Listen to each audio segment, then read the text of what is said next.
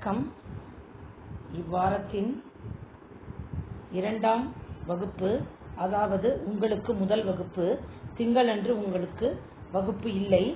இப்பொழுது நாம் சென்ற வாரத்தில் இயல் 1 தமிழரின் கப்பற்கலை பற்றி படித்து வந்தோம். பாடநூல் பக்கம் 8, 9, 10 படித்தோம். அதனின் ஒரு முன்னோட்டம் மீள்பார்வை பார்த்துவிட்டு பாடப்பகுதிக்கு வருவோம். பயணம் செய்வதில் தமிழர்களுக்கு எப்போதும் பெரும் விருப்பம் உண்டு. பயணம் 3 வகைப்படும். அவை தரைவழி பயணம், நீர்வழி பயணம், வான்வழி பயணம். நீர்வழி பயணத்தை உள்நாட்டு நீர்வழி பயணம், இந்தியாக்குள்ள கடல்வழி பயணம் என இருவகைப்படுத்தலாம். வானூர்திகள் கண்டுபிடிக்கப்பட்ட பிறகு வெளிநாட்டு பயணத்திற்கு உதவியவை கப்பல். வானூர்தி கண்டுபிடிப்பதற்கு முன் வெளிநாட்டு பயணத்திற்கு உதவியவை கப்பல்களே. கப்பல் கட்டுவதும் கப்பலை செலுத்துவதும் மிக சிறந்த தொழில்நுட்பம். அதற்கு தொழில் ரகசியம் தேவை. கப்பலை பார்த்ததும் கப்பலில் பயணம் செய்வது மட்டுமல்லாமல் கப்பலை பற்றி படிப்பதும் உள்ளத்திற்கு உவகை என்றால் மகிழ்ச்சியை தரும். மழை என்றதும் குழந்தைகளின் நினைவுக்கு வருவது காகித கப்பல். காகித கப்பல் செய்து மழைக்காலத்தில் மழை நீரில் மிதக்க விடுவர். பழங்காலம் முதல் தமிழர்கள் கப்பல் கட்டும் கலையில் சிறந்திருந்தனர். மரபு தொடர்ச்சி இதனை கூறலாம். நமக்கு கிடைத்த மிகவும் பழமையான நூல் தொல்காப்பியம். அதில் முன்னீர் வழக்கம் என்று கடற்பயணத்தை குறிப்பிட்டிருக்கிறார்கள். திருக்குறளும் கடலோட கால்வல் நெடுந்தேர் கடலோடும் நாவாய் ஓடா நிலத்து என்று கப்பலை பற்றி குறிப்பிட்டிருக்கிறார். சேந்தன் சிவாகரம் என்னும் நிகண்டு நூலில் பல வகையான கப்பல்களின் பெயர்கள் குறிப்பிடப்பட்டுள்ளன. நீர்வழி பயண தொடக்கம். எப்படி பறவைகள் ஆகாயத்தில் பறக்கும் பொழுது வானூர்தி மற்றும் ஆகாய விமானம் கண்டுபிடிக்கப்பட்டதோ, பறவைகள் பட்டம் மேலே பறக்கும் பொழுது, அதுபோல நீர்நிலைகளில் மரக்கிளைகள் மிதந்து செல்லும் பொழுது ஏன் ஒரு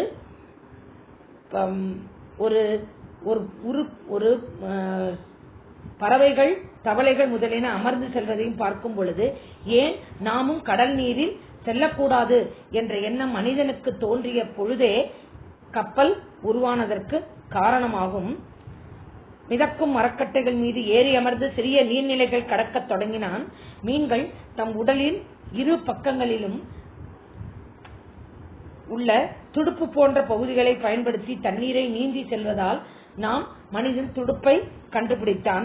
பிறகு மரங்கள் பலவற்றை இணைத்து கட்டி அவற்றின் மீது ஏறி பயணம் செய்தான். அவையே இன்று வரை வழக்கத்தில் கட்டுமரங்களாயின. எடை குறைந்த பெரிய மரங்களின் உட்பகுதியை குடைந்து எடுத்துவிட்டு குடைந்ததால் தோண்டியதால் அது தோணி எனப்பட்டது. தமிழர்கள் தோணி, ஓடம், படகு, புனை, மிதவை, தெப்பம் போன்றவற்றை சிறிய நீர்நிலைகளில் கடக்க பயன்படுத்தினர். ஆறு, ஏரி, குளம் போன்றவற்றில். களம், வங்கம், நாவாய் போன்றவை கடலில் செலுத்தப்படும். நியூசிலாந்தில் வெலிங்டன் அருங்காட்சியகத்தில் பழங்கால தமிழ்நாட்டில் கப்பல்களில் பயன்படுத்தப்பட்ட மணி ஒன்று இருந்தது. தமிழர்கள் அயல் நாடுகளுக்கு கப்பல்களில் சென்றனர் என்பதற்கு இதுவும் ஒரு சான்றாக விளங்குகிறது. பாடநூல் பக்க எண் 10. தமிழர்கள் முற்காலத்திலேயே கப்பல் கட்டும் கலையை நன்கு அறிந்திருந்தனர். அவ்வாறு கப்பல் கட்டும் கலையை அறிந்தவர்களை கம்மியர் என்று அழைக்கின்றனர். களஞ்சை கம்மியர் வருகென கூயி என மணிமேகலை அடியில் காணலாம். பெருந்திறனான மக்களையும் பொருட்களையும் ஏற்றிச் செல்லும் வகையில் பெரிய கப்பல்களை தமிழர்கள் உருவாக்கினர். நீண்ட தூரம் கடலிலேயே செல்ல வேண்டியிருந்ததால் கப்பல்களை பாதுகாப்பானவையாகவும் வலிமை மிக்கவனாகவும் உருவாக்கினர். கப்பல் கட்டுவதற்கு உரிய மரங்களை தேர்ந்தெடுப்பதில் தமிழர்கள் மிகுந்த கவனம் செலுத்தினர். கப்பல்கள் தண்ணீரிலேயே இருப்பவை என்பதால் தண்ணீரில் பாதிப்பு அடையாத அளவிற்கு அந்த மரங்களையே அவர்கள் பயன்படுத்தினர். நீர்மட்ட வைப்பிற்கு மேலே இருக்கும் பகுதியை இலுப்பை, புன்னை, நாவல் போன்ற மரங்களை பயன்படுத்தினர். பக்கங்களுக்கு சைடு, தேக்கு, வெண்தேக்கு போன்ற மரங்களை பயன்படுத்தினர். மரத்தில் வெட்டப்பட்ட பகுதியை வெட்டுவாள் என்பர். அதன் நிறத்தை கொண்டு மரத்தின் தரத்தை அறிவர். கண்ணடை என்பது இழைத்த மரத்தில் காணப்படும் உருவங்கள். சில நீளம், உயரம் ஆகியவற்றை சரியான முறையில் கணக்கிட்டு கப்பல்களை உருவாக்கினர். இவ்வாறு நீளம், அகலத்தை சரியான முறையில் கணக்கிடும் பெயர் தச் முழம். இது நீற்றளவில் கணக்கிட்டனர். பெரிய படகுகளின் முன்பகுதியில் யானை, குதிரை, அன்னம் போன்றவற்றின் தலைகளை அமைத்து கண்கவரும் காட்சியாக அமைத்தனர். மரங்களையும் பலகைகளையும் ஒன்றோடு ஒன்று இணைக்கும் பொழுது அதில் இரும்பு ஆணிகளை பயன்படுத்தாமல் மரத்தினாலான ஆணிகளை பயன்படுத்தினர். இடையே தேங்காய் நாறு, பஞ்சு ஆகியவற்றின் ஒன்றை வைத்து நன்றாக இறுக்கி அதில் ஆணிகளை அரைந்தனர். சுண்ணாம்பையும் சணலையும் அரைத்து அதில் எண்ணெய் தடவி கப்பலின் அடுப்பகுதியில் நன்று உறுதியாக்கினர். மார்கோபோலோ என்ற கடற்பயணி இந்த கப்பல்கள் பழுதடையாமல் நெடுங்காலம் உழைப்பதற்கு வியந்து பாராட்டியுள்ளார். இவ்வாறு மரத்தினால் ஆன ஆணிகளை தொகுதி என்றார். பாய்மரக் கப்பல் காற்றின் உதவியால் செலுத்தப்பட்டு கப்பல்கள் பாய்மரக் கப்பல். எந்த திசையில் காற்று செல்கின்றதோ அத்திசையை நோக்கி செல்லும் கப்பல்கள் பாய்மரக் கப்பல்கள் எனப்பட்டன. பெரிய பாய்மரம், திருக்கைத்தி பாய்மரம், காணப் பாய்மரம், கோசு பாய்மரம் போன்ற பல வகையான பாய்மரங்களை தமிழர் பயன்படுத்தினர். பாய்மரக் கப்பல்கள் என்ற தலைப்பில் இருந்துதான் இன்றைய வகுப்பு ஆரம்பிக்கிறது. காற்றின் உதவியால் செலுத்தப்படும் கப்பல்கள் பாய்மர கப்பல்கள் எனப்பட்டன. பெரிய பாய்மரம், திருக்கைத்தி பாய்மரம், காணப் பாய்மரம், கோசு பாய்மரம் போன்ற பல வகையான பாய்மரங்களை தமிழர் பயன்படுத்தினர். பாய்மரங்களை கட்டும் கயிறுகளும் பல வகைகளாக இருந்தன. ஆஞ்சாங்கயிறு, தாம்பாங்கயிறு, வேடாங்கயிறு, பளிங்கயிறு, மூட்டக்கயிறு, இளங்கயிறு, கோடிப்பாய்க்கயிறு என்பவை அவற்றுள் சில. பாய்மரக் கப்பலின் பாய், கயிறு ஆகியவற்றில் பழுது ஏற்படும் பொழுது அதை மரத்தினால் ஆன பிசின் கம் வைத்து இணைத்தனர் என்று பரிபாடல் கூறுகிறது.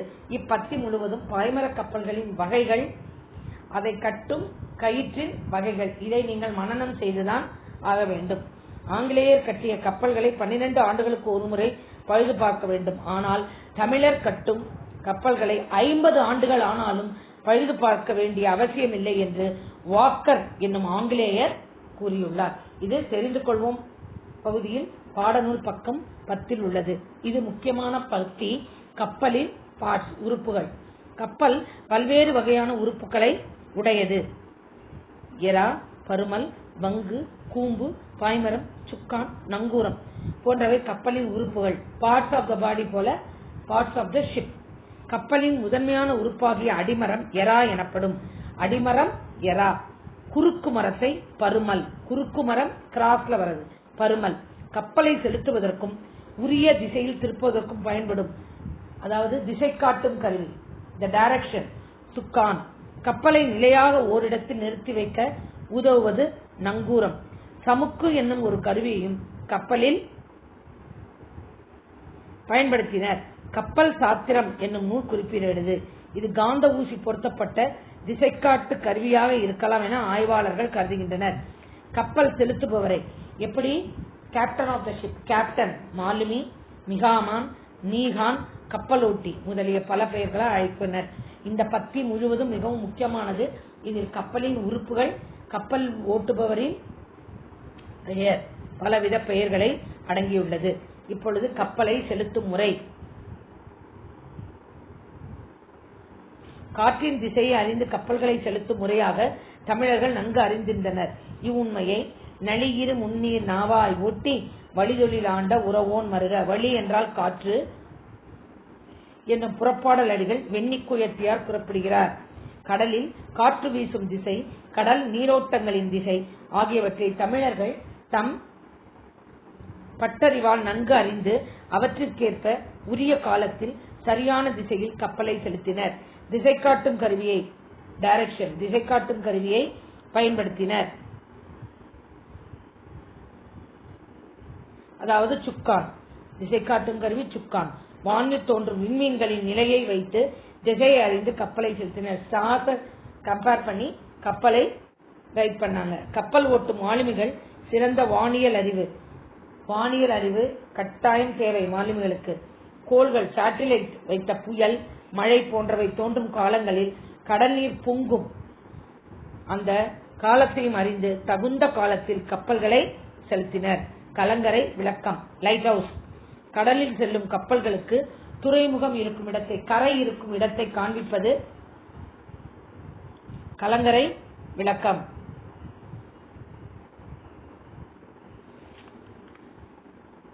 உயரமான கோபுரத்தின் உச்சியில் ஒளி வீசும் விளக்கினை கொண்டதாக இது அமைக்கப்படும். களம் என்றால் கப்பல், கரைதல் என்றால் அழைத்தல், கப்பலை அழைக்கும் விளக்கு என்ற பொருளில் இது கலங்கரை விளக்கமாக பயன்படுகிறது. களம் என்றால் கப்பல், கரை என்றால் அழைத்தல், கப்பலை கரையை நோக்கி அழைக்கும் விளக்காக அமைவதால் இது கலங்கரை விளக்கம் என பெயர் பெற்றது. பெரிய கப்பல்கள் துறைமுகத்தில் கரைக்கு அருகில் வர இயலாது. எனவே கப்பலில் வரும் பொருட்களை தோணிகள் மூலம், சிறிய சிறிய தோணிகள் மூலம் அதை இச்செய்தியை களம் தந்த பொற்பரிசும்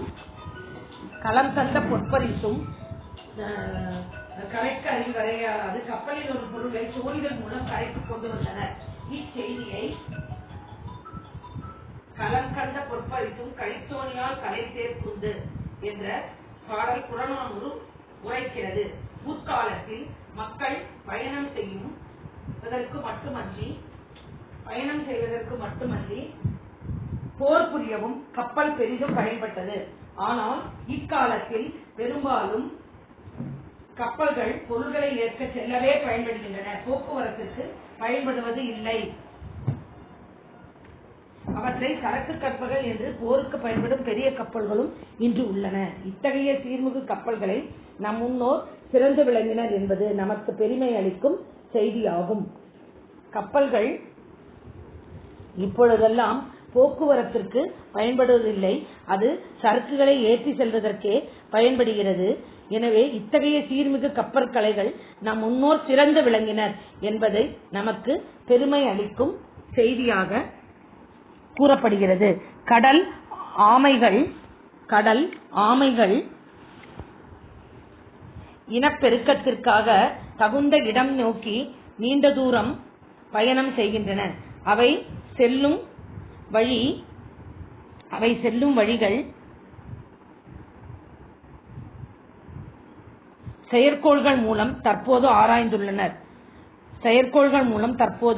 ஆராய்ந்துள்ளனர்.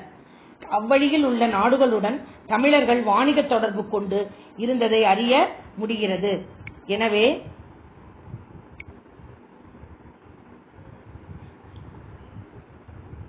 கடல் பயணம்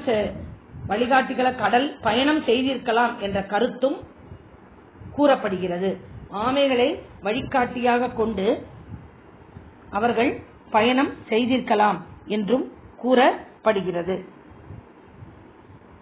இப்பொழுது நாம் பாட நூல் பக்கம் 12 வருவோம். மதிப்பீடு. தமிழர்கள் சிறிய நீர்களை கடக்க பயன்படுத்துவது ஓடம். சிறிய நீர்நிலைகளை கடக்க பயன்படுத்துவது ஓடம். தொல்காப்பியம் கடற்பயணத்தை முன்னீர் வழக்கம் என்று கூறுகிறது. கப்பலை உரிய திசையில் திருப்புவதற்கு பயன்படும் கருவி சுக்கான். கோடிட்ட இடங்களை நிரப்புக. கப்பல் கட்டுவதற்கு பயன்படும் மர ஆணிகள் என்னவென்று வழங்கப்படும்.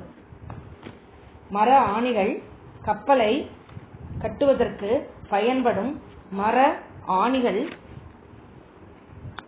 தொகுதி என வழங்கப்படுகிறது. கப்பல் ஓரிடத்தில் நிலையாக நிற்க உதவுவது நங்கூரம். இடைத்த மரத்தில் காணப்படும் உருவங்கள் கண்ணடை. தமிழர்கள் சிறிய நீர்நிலைகளை கடக்க பயன்படுத்துவது ஓடம். தொல்காப்பியம் கடற்பயணத்தை முன்னீர் வழக்கம் என்று கூறுகிறது. கப்பலை உரிய திசையில் திருப்புவதற்கு பயன்படும் கருவி சுக்கான். கப்பல் கட்டுவதற்கு பயன்படும் மர ஆணிகள் தொகுதி. கப்பல் ஓரிடத்தில் நிலையாக நிற்க உதவுவது நங்கூரம். இடைத்த மரத்தில் காணப்படும் உருவங்கள் கண்ணடை. பொறுத்துக. எறா அடிமரம், பருமல் குறுக்குமரம், மிகாமன் கப்பலை செலுத்துபவர், காந்த ஊசி திசை காட்டும் கருவி. எரா, அடிமரம், பருமல், குறுக்குமரம், மீகாமன் கப்பலை செலுத்துபவர், காந்த ஊசி திசை காட்டும் கருவி. இப்பொழுது நிரப்புக. தொடர்களை அமைத்து எழுதுக. நீரோட்டம், ஸ்ட்ரீமிங், கடல் நீரோட்டங்களின் திசையை தமிழர்கள் தம் பட்டறிவால்னா எக்ஸ்பீரியன்ஸா நன்கு அறிந்தனர். காற்றின் திசை, விண்ட் டைரக்ஷன், காற்றின் திசையை அறிந்து கப்பல்களை செலுத்தும் முறையை தமிழர்கள் அறிந்திருந்தனர். வானியல் அறிவு, கப்பலோட்டும் மாநிலங்களில் சிறந்த வானிலை அறிவை பெற்றிருக்க வேண்டும். ஏற்றுமதி, நம்மிடமிருந்து வெளிநாட்டிற்கு அனுப்பும் பொருள்கள் ஏற்றுமதி. பூம்புகார் துறைமுகத்தில் கப்பல்கள் மூலம் பொருள்கள் ஏற்றுமதி செய்யப்பட்டன. இவையெல்லாம் நான் உங்களுக்கு தரும் எடுத்துக்காட்டுகள். நீங்கள் இந்த 4 தொடர்களுக்கும் உங்களின் வகையில் நீங்கள் சொற்றொடரை அமைத்து எழுதுமாறு கேட்டுக்கொள்கிறேன். இப்பொழுது குருவினா, தோணி என்னும் சொல்லின் பெயர் காரணத்தை கூறுக. பாட நூல் பக்க எண் 9. நூல் பக்க எண் 9.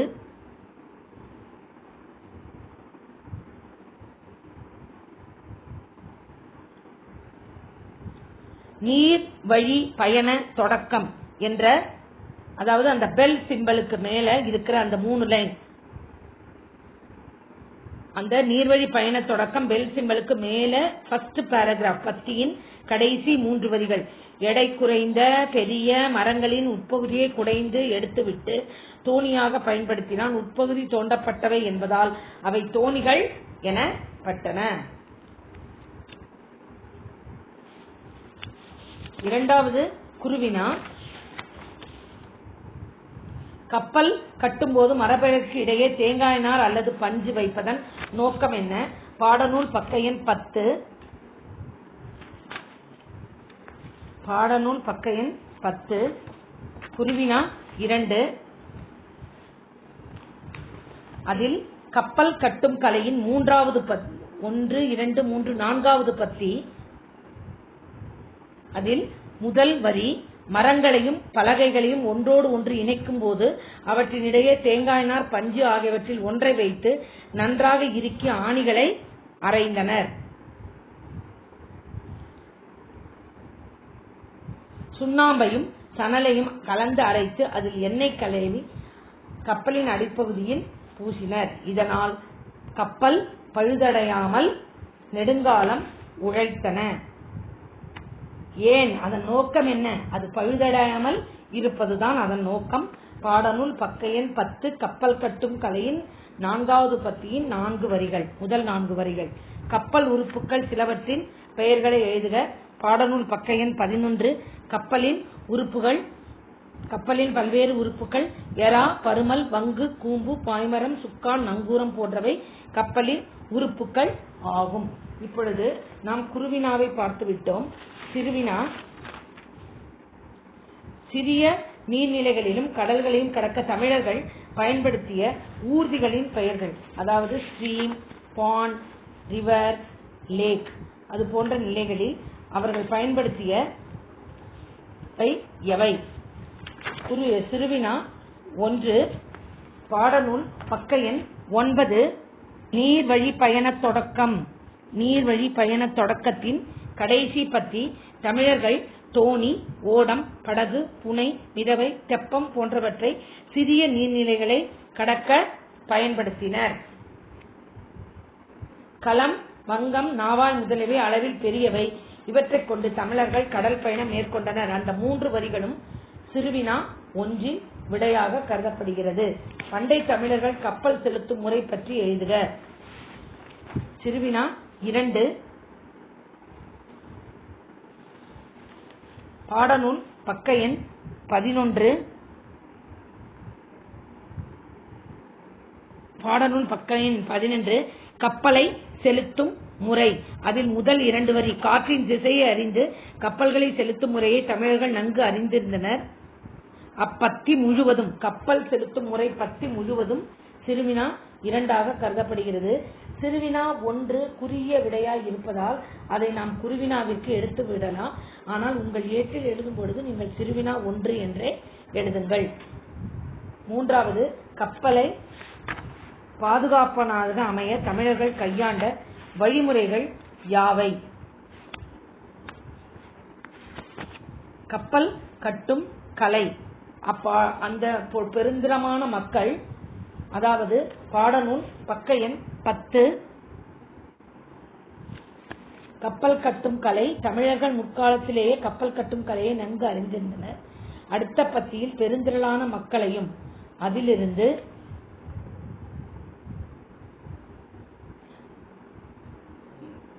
வெண்தேக்கு போன்ற மரங்களை பயன்படுத்தினார். முதல் 5 வரிகள். பின்பு மரத்தில் வெட்டப்பட்ட பகுதியை நீர்மட்ட போன்ற மரங்களின் பக்கங்களுக்கு வெண்தேக்கு மரங்களை பயன்படுத்தினர். அதுவரை முதல் 5 வரிகள். பெருந்திரளான மக்களையும் பொருள்களையும் ஏற்றிச் செல்லும் வகையில் பெரிய கப்பல்களை தமிழர் உருவாக்கினர். நீண்ட தூரம் கடலிலேயே செல்ல வேண்டி இருப்பதால் கப்பல்களை பாதுகாப்பாகவும் வலிமை மிக்கவையும் உருவாக்கினர். கப்பல் கட்டுவதற்கு உரிய மரங்களை தேர்ந்தெடுப்பதில் தமிழர்கள் மிகுந்த கவனம் செலுத்தினர். கப்பல்கள் தண்ணீரிலே இருப்பவை என்பதால் தண்ணீரால் பாதிப்பு அடையாத மரங்களையே கப்பல் கட்ட பயன்படுத்தினர்.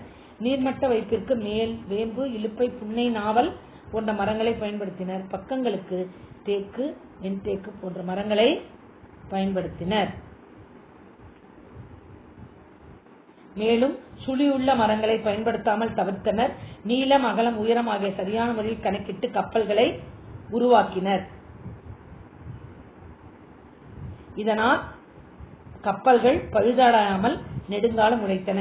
இவ்விடைகளை நான் உங்கள் குழுவிற்கு அனுப்புகிறேன். இப்பொழுது சிந்தனை வினா.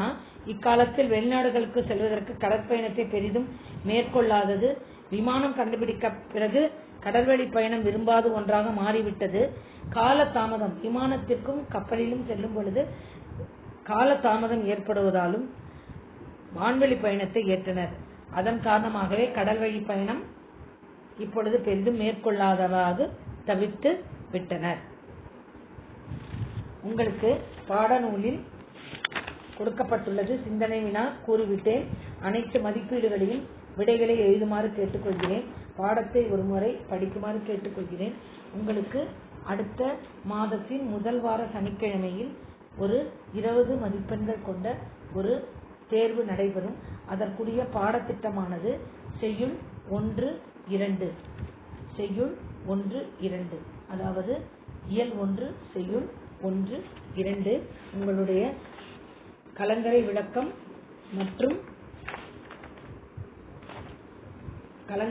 மற்றும் முதல் செய்யுள் கவின்மிகு கப்பல், இவை இரண்டும் உங்களுடைய வகுப்பு தேர்வுக்கான பாட திட்டமாக அறிவிக்கிறேன். மனப்பாட செய்யுளையும் நல்ல முறையில் படித்து தேர்விற்கு தயாராகுமாறு கேட்டுக்கொள்கிறேன். இத்துடன் இவ்வகுப்பை முடித்துக் கொள்கிறேன். நன்றி, வணக்கம்.